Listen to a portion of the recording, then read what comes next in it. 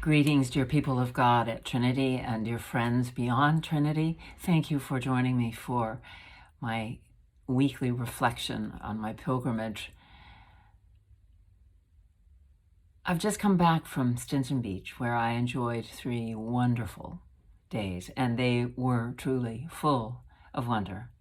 I walked up and down the beach, watching larger than usual waves from that tsunami, my heart pounding as the waves pounded every which way. I sat on the beach in the handmade, straight-back chairs that someone once made and gazed at the salmon-colored sun setting on the black horizon. I sat in one of the Adirondacks that someone else set up, and I followed the seagulls taking flight in undulating layers of white against the blue sky. Along with receiving the dawn, each day with an open heart, this is how I pray. And the words of Mary Oliver came to me.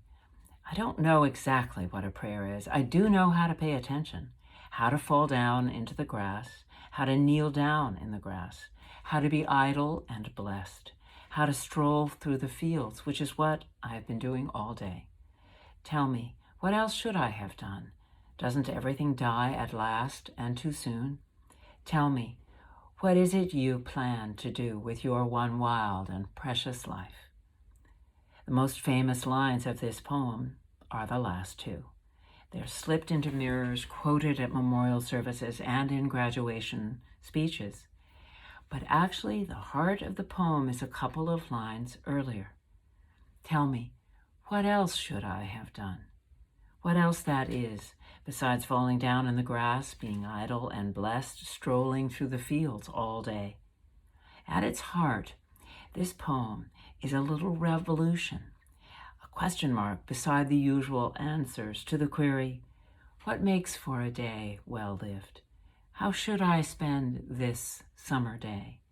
This summer day, I mean the one we're in right now. Oliver's revolutionary invitation is for us to think again about what it means to live in a productive day, what a productive day looks like. It may look a lot less like a day tied to screens and Zooms and email and housework and errands and getting things done, and a lot more like the simple, astonishing, wonderful affair of getting to know a grasshopper or strolling through the fields.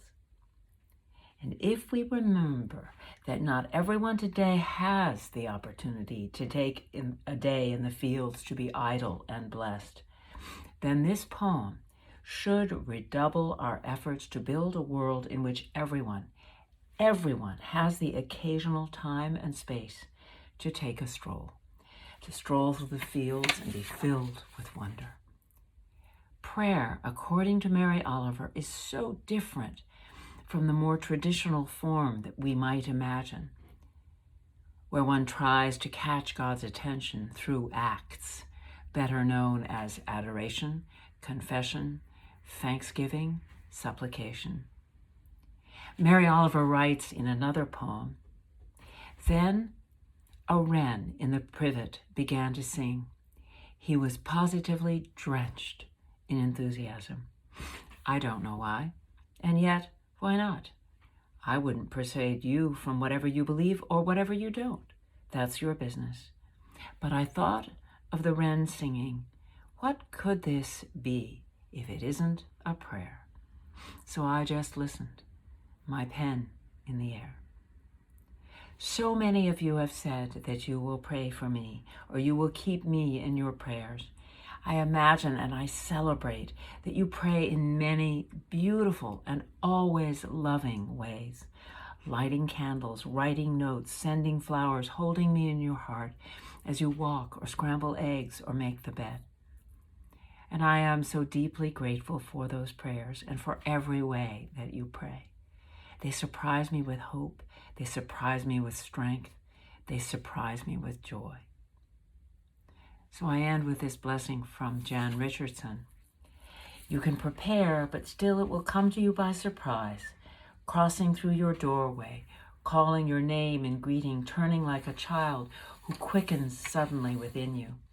It will astonish you how wide your heart will open in welcome for the joy that finds you so ready and still so unprepared. You won't be surprised that I ask you to pray for me, for all those taking part in the surgery, and for my family this Thursday. Pray in whatever way you are moved.